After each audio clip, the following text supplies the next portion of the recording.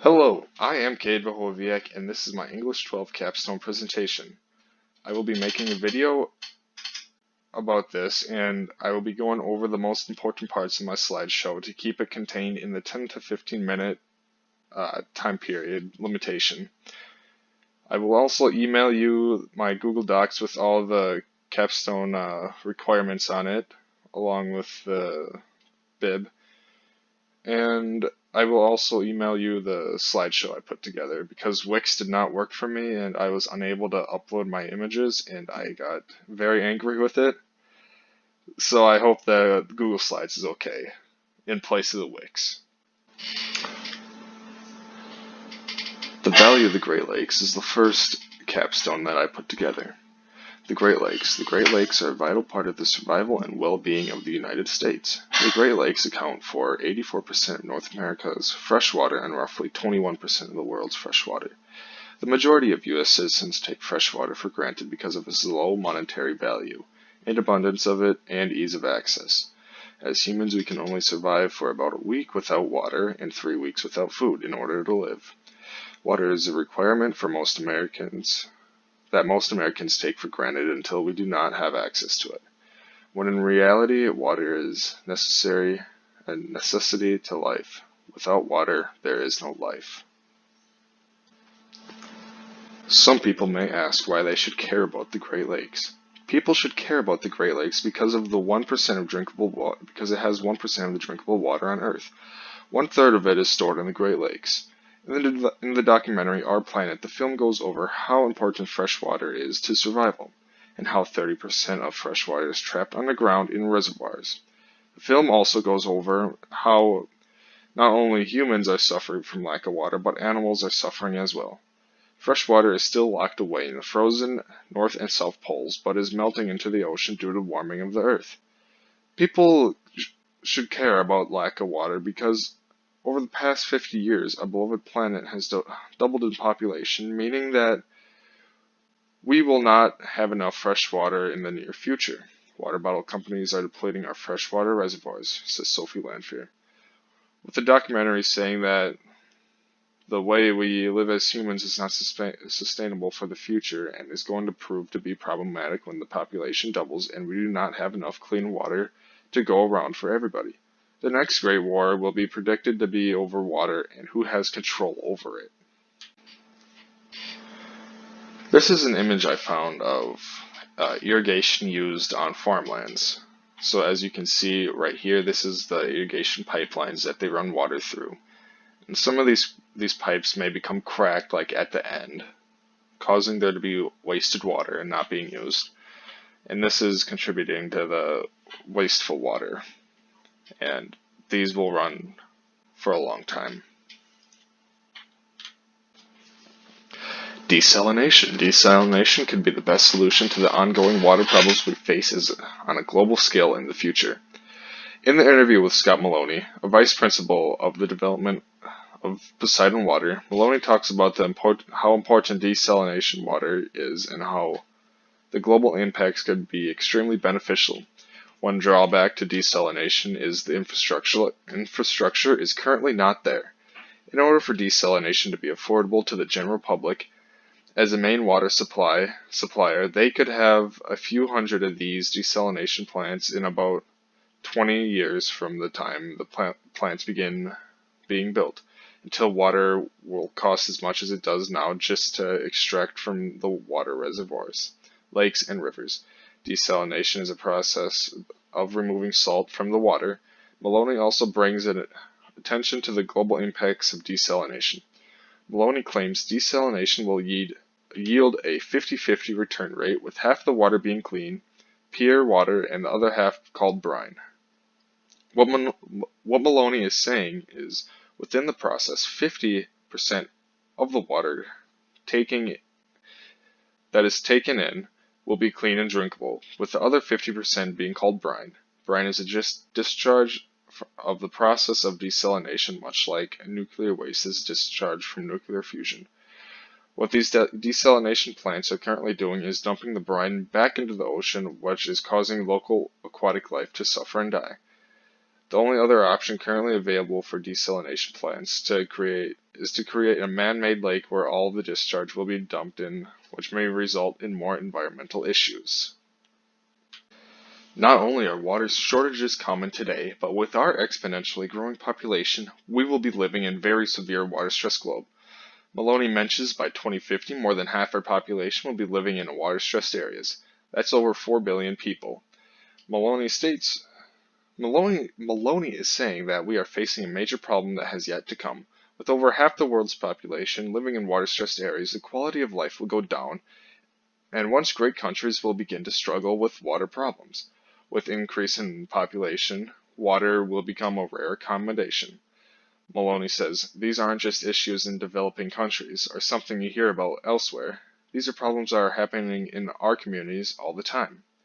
Maloney is saying that we are so focused on looking down on developing countries, we don't realize how big the problem we have that is still growing. The long-term impact of the total amount of accessible, clean water and lack of water is very concerning. In the future, wells will continue to dry up. The reservoirs we once thought to be limitless will become dry and unusable. With more and more wells running dry, people will be dying. This will lead to people only focusing on water. This does not allow them to live a fulfilling life. The everlasting problem with our growing population is there will be stress put on the water cycle. When the water cycle is disrupted, places will dry up and not refill naturally. This will then make these places in the world uninhabitable due to there being no water available. In conclusion, the future of water is not very bright, but quite scary to think about. If everybody would stop their busy lives and take a few moments to think about what they can do and what habits they can change in their lives to make their usage of water go down. If everybody was to do this, there would be hope for the future that we face. If every single person in the world was to change the way they use water, it would all add up and build up over time, allowing the water cycle to get back on track to producing clean water for us to utilize. With a growing population, it will prove to be difficult to manage our water consumption. Harmon states, 95% of the global population is currently living in a country that has less water than they did 20 years ago. Marmon is saying that 95% of the global population's water supply will not replenish quick enough for them, and they will suffer from water shortages. And this is a problem that will only grow rapidly, increasing global population.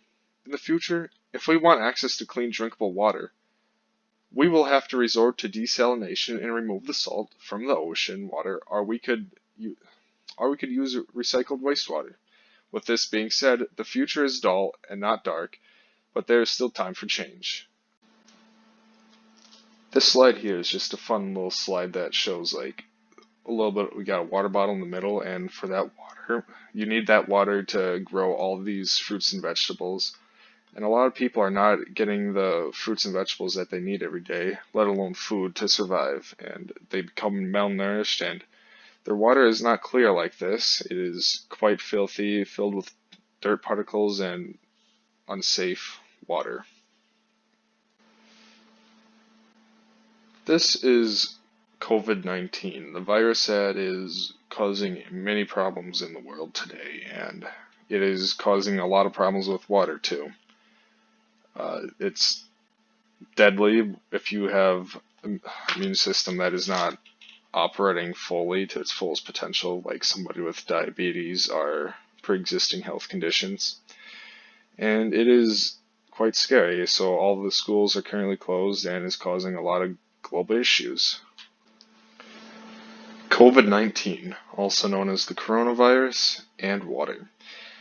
In the extremely stressful time the world is currently facing, there has been a boom in Mother Nature, with many wildlife and vegetation thriving because of this horrible virus. In many parts of the world, once polluted waters are clearing up due to everything being shut down. People are using less water, becoming more cautious of what they're doing because the world is slowing down. They are no longer at work and becoming much more calm and seeing the cause and effect of everything that they are doing. People are aware of the damage they cause and are no longer as wasteful. But third world countries such as Africa and India, they are suffering the most due to the virus spreading very quickly and nothing they can do because they do not have access to the medication and health services that we do as a first world country. Many of them are facing the virus and ingesting the contaminated water and then they are suffering and dying.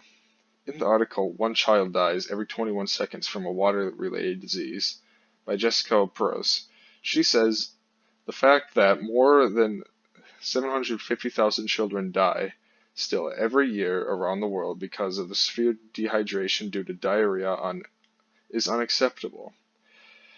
This is very concerning, but with the recent COVID-19, these numbers most likely skyrocketed.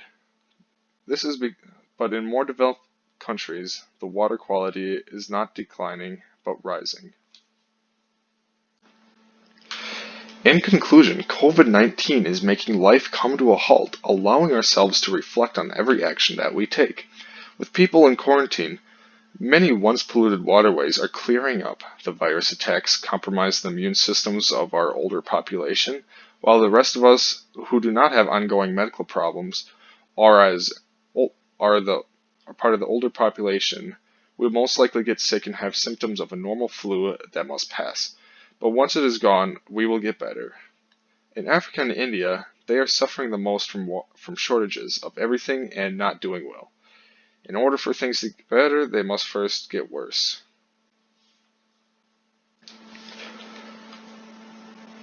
This image to the average person from the United States looks quite frightening because they're standing over a large hole in the ground where they could fall in and there are children around, but they are collecting water from this hole in the ground and anything could get into it because it's just open with nothing to cover it up or nothing to like make it safe to drink.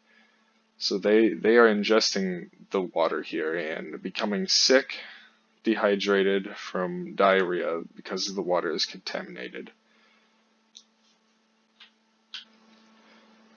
This is a graph showing the total freshwater supply and the total freshwater withdrawal that the bigger countries have. So as you can see, like in the US, we are withdrawing this amount of water and we have this much water in our reserves and this is how much we are withdrawing.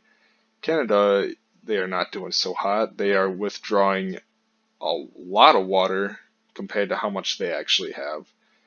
In countries like Brazil, they don't have that much fresh water in their supply, but are withdrawing even more than what they have. It's pretty similar for the rest of these countries. This graph it states that 1.2 billion people all over the world live without clean drinkable water and 2.6 billion people live without sanitary facilities.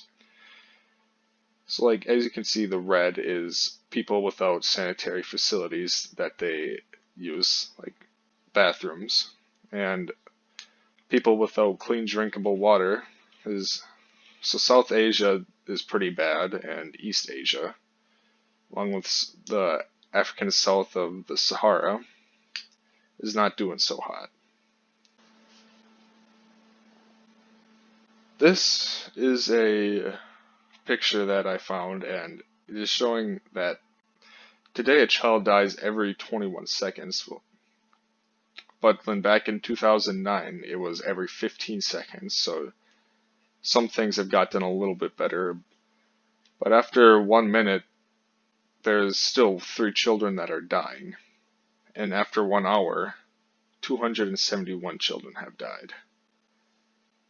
After just 1 hour, due to water-related illnesses. This is an image of a water treatment plant. As you can see, this is where the wastewater goes, and it's got like little propellers under it that stir it up and send it into the facility. This is an older one, but the water will go in these tanks where it is purified, and then they run through all these pipes that clean out the water, and then they get sent back to the general population, such as like a city or anybody with city water. Clean water. Clean water is a vital part of the basics needs to survive. Clean water is needed in everyday, day-to-day activities such as going to the bathroom and taking a shower. We all take water for granted, and when we need it, we all reflect to a time when it was plentiful and seemed limitless. I select this topic because I myself take water for granted every day and cannot imagine my life without clean water. What interests me most about water is the fact that we only have access to 1% of it, and with access to only 1% of it, the other 99% is in the ocean and too salty to be ingested. Clean water to me is a key part of survival and well-being, and we are running out of clean water. This is very concerning considering that the population is only growing. This is a child that is overjoyed with access to clean water. As you can see, there is a tank of water here, and he is cleaning his hands right now with this clean water that he has never had access to before in his life. My understanding of my topic has changed over time. The more time I spend digging into this topic and learning, the more I understand the life-giving and taking power that water has. Exploring the internet leads me to develop a deep understanding of the importance of water and how we as people can thrive in the future. A simple way that we can currently help people in a natural disaster or similar event instead of sending out bottled water, which costs an absurd amount of money, and takes water from one location and slowly depletes it from the reservoir where it is being pumped from. The way these portable water filters work is by filling it with unclean water, drinking it with the portable water filter. Another more efficient way to gather clean drinkable water is to use wastewater and purify it by taking all the particles, toxins, and other biological matter out, leaving plain H2O. What this is done with the wastewater plant sends the clean water back into the homes of the consumers. Yet another way drinkable water can be created by building desalination plants along the coast of major cities. Even though the return rate of the ocean water is 50-50, it is better than no water at all. Well, this is the end of my capstone presentation, and I am proud of the work that I have done because I've spent a lot of time doing it. And I just want to thank you for watching my video and paying attention to it. Thank you.